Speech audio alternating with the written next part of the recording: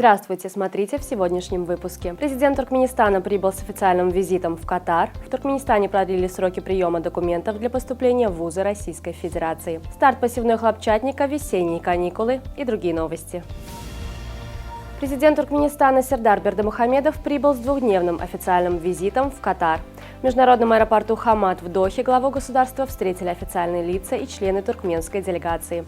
По итогам переговоров между президентом Туркменистана и эмиром главы государства Катар ожидается подписание двусторонних документов. Планируется, что главы государств примут также участие в церемонии открытия в Дохе посольства Туркменистана в государстве Катар. Министерство культуры Туркменистана сообщило о продлении сроков подачи документов для проведения отбора на обучение в вузы Российской Федерации по направлениям культуры и искусства до 25 марта. Прием документов осуществляется в Ашхабаде приемной комиссии Туркменского государственного института культуры.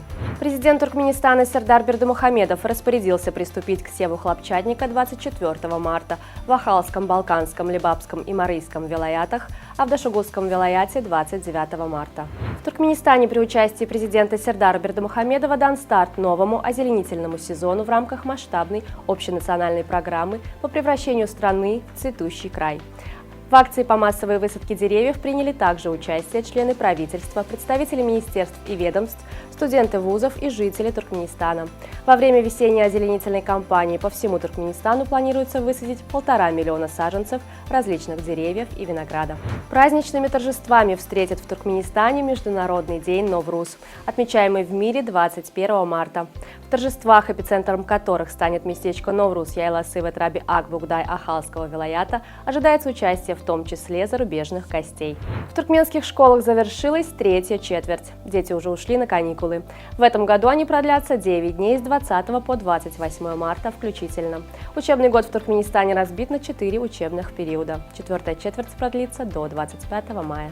Президент Туркменистана Сердар Бердымухамедов подписал постановление, согласно которому Министерство образования закупит компьютеры и ноутбуки в подарок школьникам, принимаемым в 2023-2024 учебном году в первый класс средних общеобразовательных школ. В 2022 году первоклассникам в Туркменистане от имени президента страны и национального лидера туркменского народа было подарено 159 772 компьютера. Работодатели и работники стран СНГ будут включены в единый реестр рынка труда Содружества. Об этом говорилось в ходе ежегодного форума труда, проходившем в Санкт-Петербурге.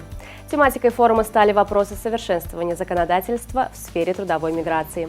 Создание подобного реестра позволит потенциальным работникам и работодателям в более полной мере владеть информацией о положении дел на рынке труда СНГ и облегчить поиски работы и кандидатов на рабочие места.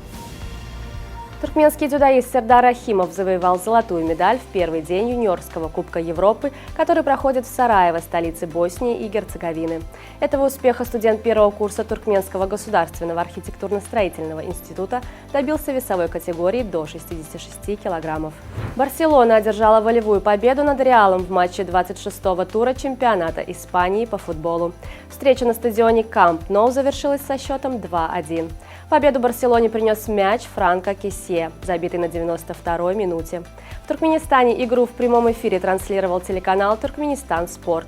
Барселона с 68 очками возглавляет турнирную таблицу чемпионата Испании и опережает идущий вторым Реал на 12 очков. Казахстанская теннисистка Елена Рыбакина впервые в карьере стала победительницей турнира в Индиан Уэлсе. В решающем матче турнира Рыбакина обыграла представительницу Беларуси Арину Соболенко со счетом 7-6, 6-4. Благодаря этой победе первая ракетка Казахстана поднялась на 7-ю позицию в рейтинге женской теннисной ассоциации.